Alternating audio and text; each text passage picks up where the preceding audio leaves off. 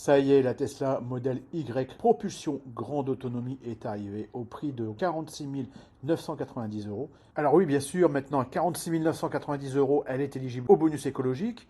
Alors c'est 4 000 euros de moins pour tout le monde.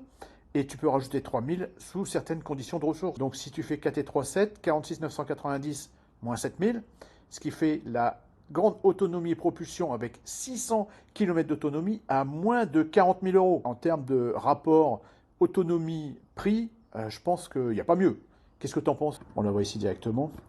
Alors, les caractéristiques, bon, c'est connu maintenant, 600 km d'autonomie WLTP, le 0 à 100 en 5 secondes 9, 217 km de vitesse maximale, ce qui la positionne quand même vachement mieux par rapport à la propulsion classique. Hein.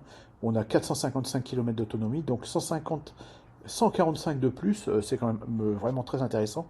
Si on descend un petit peu plus bas la couleur noire et de série, et si on veut la blanche, c'est 1300, alors que si on regarde par exemple, si on part maintenant en Belgique, directement donc français, on a donc quand même un écart qui est de à environ 3000 euros.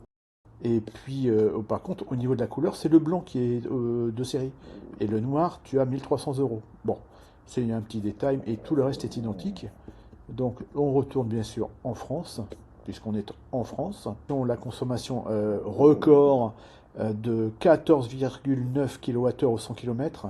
Hein, donc, c'est une des meilleures de sa catégorie, avec les jantes 19 pouces, bien sûr. Elle est équipée de la batterie LG en chimie NMC, donc nickel, manganèse, cobalt de 79 kWh. C'est la même que la version performance et que la version grande autonomie dual motor. Les délais de livraison. Alors, sur la modèle Y propulsion classique, on est entre 2 et 3 semaines. Si on va dans la grande autonomie propulsion, on est entre 2 et 4 semaines. Bon, ce qui est raisonnable. Hein. Si on prend la grande autonomie 2-3 et performance 2-3. Donc on est partout 2-3, sauf la grande autonomie propulsion 2-4. Pour en revenir aux différentes batteries, hein, comme je disais ici, donc ce sont des batteries LFP par rapport à une batterie NMC. La batterie LFP, il est conseillé, comme je disais, donc de la recharger au moins une fois par semaine à 100%. Mais il faut savoir que quand tu recharges tes batteries, que ce soit LFP ou NMC à 100%, tu n'as pas de frein régénératif. Donc attention, c'est une petite caractéristique à savoir. Et puis pour ce qui est au niveau du prix, et comme je disais tout à l'heure, et des options, quelle que soit l'option que tu rajoutes, eh ben, ça ne va pas gréver le montant de la remise. Donc ça, c'est important à savoir. Hein. C'est le prix facial, la valeur affichée au départ sans option, qui compte pour le montant du bonus. Bon, là maintenant, pour mettre tout le monde de bonne humeur, je vais parler un petit peu du malus au poids. Tu en as certainement entendu parler. Si je prends l'exemple de la modèle Y propulsion actuelle, elle fait au niveau de la carte grise dans la case G, c'est celle qui servira de référence, 1984 kg. Alors, accroche-toi bien, comment se ferait le calcul? Parce que, en fait, le Sénat veut intégrer, à partir du 1er janvier 2025, les véhicules électriques pour cette taxe. Alors, elle serait calculée à l'heure actuelle, avec les éléments actuels, ça risque de changer, de 1600 kg à 1799 kg, ça représente 200 kg à 10 euros le kilo, égale 2000 euros. Plus de 1800 kg à 1899 kg, ça représente 100 kg, que multiplie 15 euros le kilo, ce qui fait 1500 euros. Plus de 1900 kg à 1984 kg, ce qui représente 85 kg, que multiplie 20 euros le kilo, égale 1700 euros. Si tu rajoutes 2000 plus 1500 plus 1700, ça fait 5200 euros de malus. C'est de la folie, quoi. Alors, le Sénat va intégrer les véhicules au 1er janvier 2025. C'est pas encore fait, mais c'est pas encore fait, il y aura un abattement de 300 kg pour ces mêmes véhicules électriques. Ce qui ferait qu'en fait, pour cette Tesla Model Y propulsion de base, on serait à 840 euros. Bon, tout ça, c'est pas encore fait. C'est important de le signaler. Alors, j'ai deux choses à dire en conclusion. La première chose, concernant cette nouvelle Tesla Y, grande autonomie, si tu veux acheter une Tesla Y, bah, je crois que c'est le bon moment, quoi. C'est celle-là qu'il faut acheter. Alors, si tu veux l'acheter, n'oublie pas d'utiliser, si tu veux utiliser mon lien de parrainage que tu trouveras dans la description en dessous de la vidéo.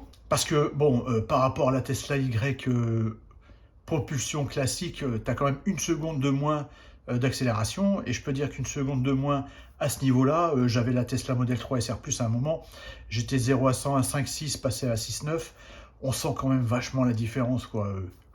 C'est quand même beaucoup plus péchu, hein. Donc bon, il n'y a pas photo. L'autonomie 600 km WLTP, c'est quand même rassurant.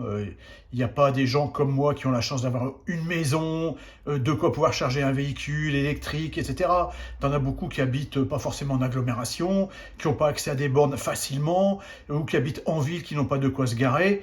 Donc je pense que c'est rassurant pour ceux qui n'ont pas de facilité de recharge de véhicules tous les soirs chez soi en rentrant. Donc je trouve que vraiment c'est très bien. D'autant plus que tous les autres points sont identiques. Donc je la connais bien puisque je l'ai. Il y a des petites imperfections. Tu peux voir si tu veux toutes mes autres vidéos sur les Tesla Model Y et Model 3. Tu y trouveras tout ce que tu veux trouver. C'est ça. Chercher.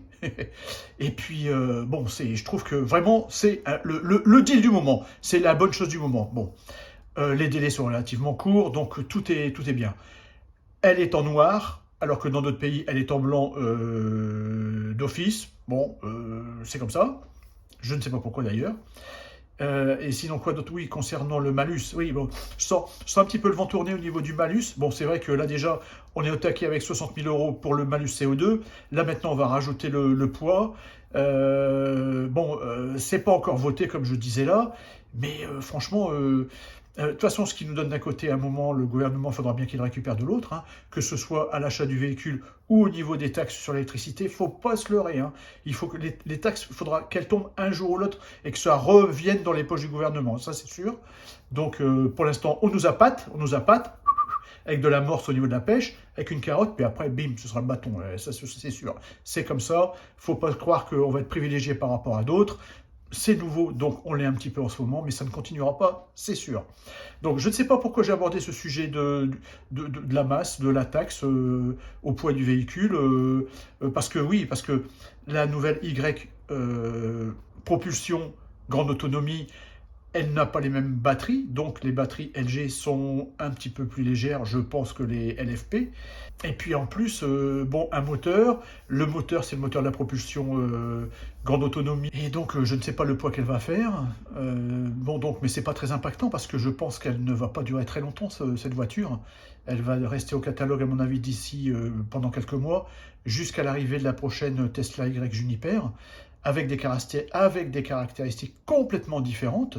Donc ces caractéristiques, t'en as qui vont se dire, bah tiens, ces caractéristiques, je les connais parce qu'elles sont déjà sur la Model 3 Highland.